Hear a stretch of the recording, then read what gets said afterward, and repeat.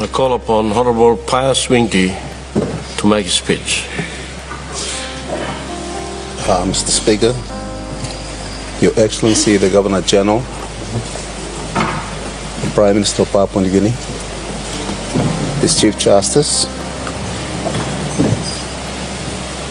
all the ministers, members, people of Papua New Guinea. There are two important dates in life. One is the day you're born, and the other is the day you pass away. Sir Michael Somare was born on 1936, and he passed away on the 26th of this month.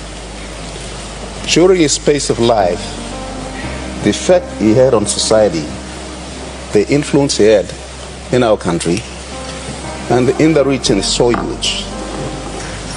In the last 14 days, many have paid condolences within the country, within the region, and they've described him in many ways.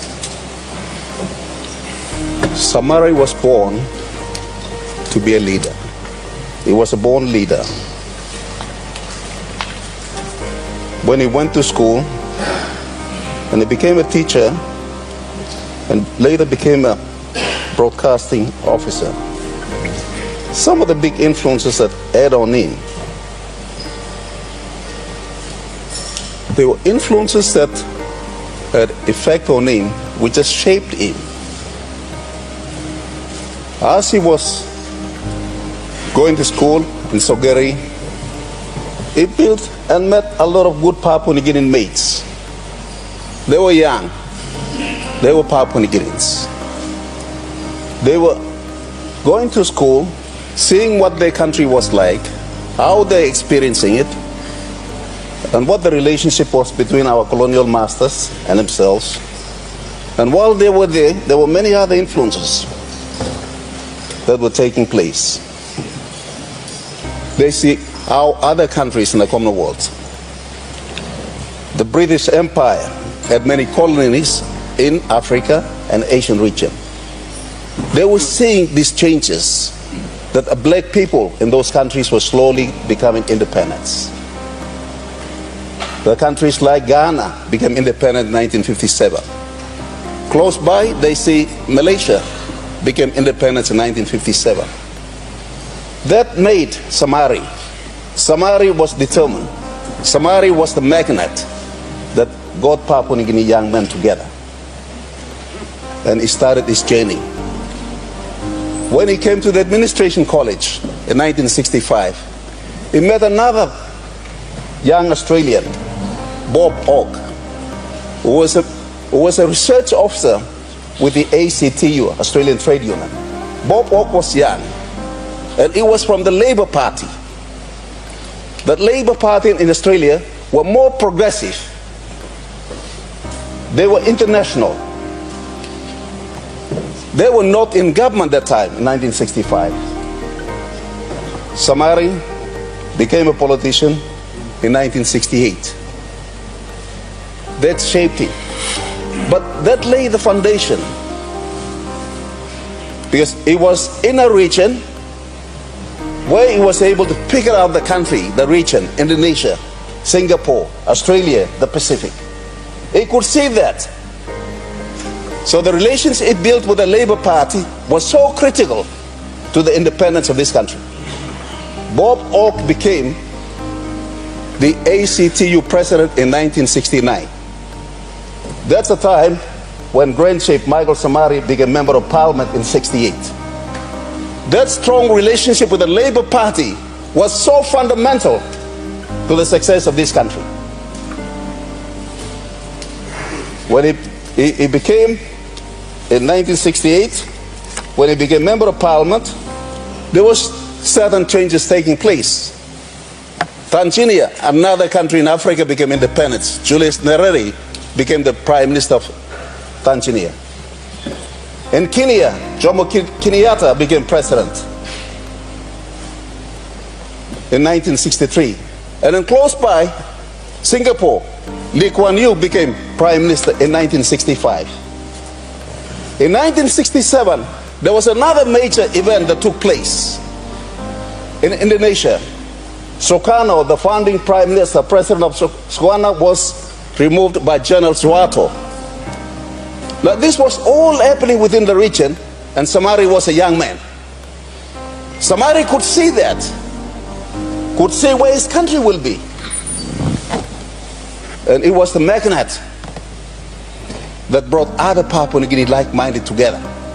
The country was not ready. Papua New Guinea was not ready for independence. Because in Australia, the Mincy government that ruled Australia for many years, and there was an external affairs minister called C. Barnes, who said Papua New Guinea will never get independence. Luckily, in 1972, through Bob Hawke was president of the trade union movement in Australia, the Labour Party came into government in 1972. Before 1972, God Whitlam, who was opposition leader, traveled throughout Papua New Guinea in 1971. He went to Rabaul, and young John Capperton and Oscar Tamur were there. And he told them that your country will be independent when I get into government. Luckily, in 1972, the Labour Party came into government in Australia. The rest was history. God Whitlam was an internationalist. God Whitlam was a non-racist. God Whitlam was the right man in that region. He pushed Papua New Guinea to become independent. So, in 1972, we were moving in the right direction. Thanks a lot to Sir Michael Somare, Sir Julius Chen, Sir Yambagi Okuk, Sir Thomas Kavali, Abeya Oliwali, Dr. Tareka, many others, Oscar Tamur, John Capperton. They were the founding fathers who took our country forward in 1972. These changes were so critical in our country. Mr. Speaker, the most important, which I believe in 74, was the Constitutional Planning Committee. Somare knew that. The Grand Chief knew that. He has to build a house. What kind of house he must build? The house must be the Constitution of Papua New Guinea. That is the house. That is what the foundation is. That is where the posters are. That is where the branches are. He set up a team of Papua New Guineans. Paul Sarek, John Capperton, John Kaupa, Madabe Yui, Mackenzie Daugi, and many others. They traveled right throughout the world. They went to Tanzania, to African countries. They went all over. They traveled without Papua New Guinea throughout our country. Somare was smart. He knew he had to put this house together. What is he going to create? The creation. Make sure the Constitution was right. The Constitution is the foundation. He gave priority to that. That is why today, when we pay our respects to this great man, this, I call him Chief all the time, when we respect him, we must think about what is laid down for us. The Constitution is so clear. The executive government, it made sure it's clear. The courts, the parliament, what are the powers? What are the functions? It stated clear in the most detailed Constitution. Somare was clear. The executive cannot interfere with the courts. The courts cannot interfere with the parliament. The separation of power was clear. Today, when we pay respect, we must think about what we are going to do now, from now onwards. Honorable members, what we can honor him through this. Prime Minister of the country must know that he cannot interfere with a police force on operation matters. The Prime Minister of the country must know that he cannot interfere with the courts. The Prime Minister of the country must know that he cannot interfere with the public prosecutor.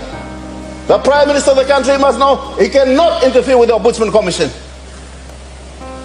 He is a policy maker. He is not supposed to interfere with the operationals of those institutions that Somare built. saying the parliament cannot interfere with the executive government. The courts cannot do. Our founding father, Michael Thomas Somare, created this to protect this country. He created this. Every prime minister, every minister must know. We must know that when you interfere with the police force on operational matters, you are weakening the system that Somare built. Because the powerful, the rich, will manipulate and control. The silent, the small majority will be marginalized. That is not Somare's dream. Somare's dream is make sure there's justice, fairness, things are operated properly in our country. All I want to say today, we pay great respect to the chief. I come to know him in 1977, 75 when I was a university student. Those were the exciting times. He was an inspiring leader who inspired the young ones, who inspired all of us. My first time to meet him was at Sir James Sito, used to own Link's Freezer, still there in Gordon's. Late Cecil Abel, Charles' father, used to work very closely with Somare. And I was at university. My student mates asked me to go for the elections. So I had to go and see Cecil Abel. Cecil introduced me to Somare Kiki. Somare Kiki, I went to meet him, and that's the time I met Chief with a group of young men. The impact that he had on me has changed me, made me who I am today. Today, I ask you, all of us, members of parliament, we have a big responsibility to our country. All of you have a big responsibility to this young country. Power must be exercised with care. Power does not mean you're a custodian of the people. It's not something you're born. Power must be exercised with care for everything we do. Look at this great man in front of us today. He's lived a simple life. He's done all the right things. He's our best teacher. In his death, we can only learn from him. Where we can honor him is to honor him, to respect our Constitution, respect all the institutions he has set up. Those of you are appointed as police commissioner, you must always know that the new constitutional office holder, you're not to carry out the instruction of a minister or a police prime minister on operational matters. You are the police commissioner. The chief ombudsman commissioners, you must know that you are not there to be manipulated and carry out instructions of politicians. You are there to do a job. The public prosecutor, you are there to do an independent job. The courts must do the same. If we all practice and do all these right things, our people will be safe, our country will be safe.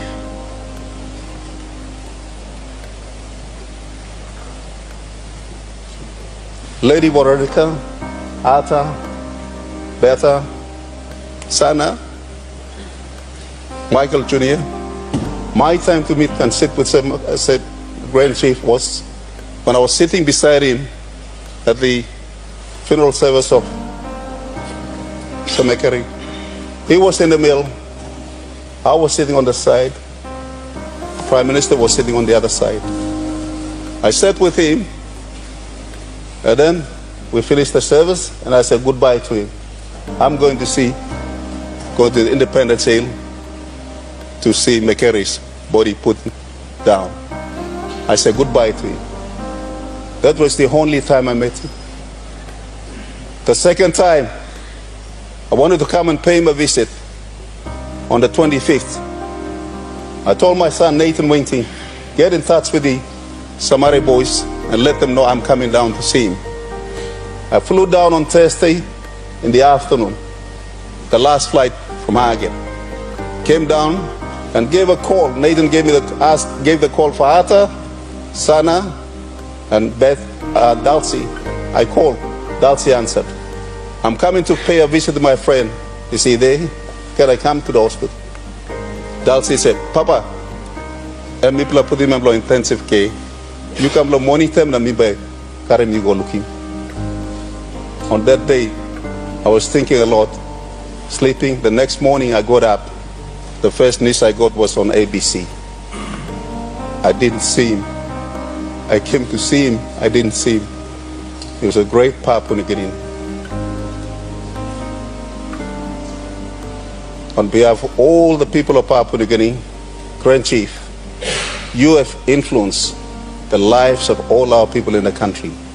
I join Sir Julius Chen on behalf of everyone, pay our biggest respect, and also thank you to the people of ECPIC, to the people of Murik, and also another politician I want to mention is Peter Luce, who was so instrumental in getting Somare into Parliament.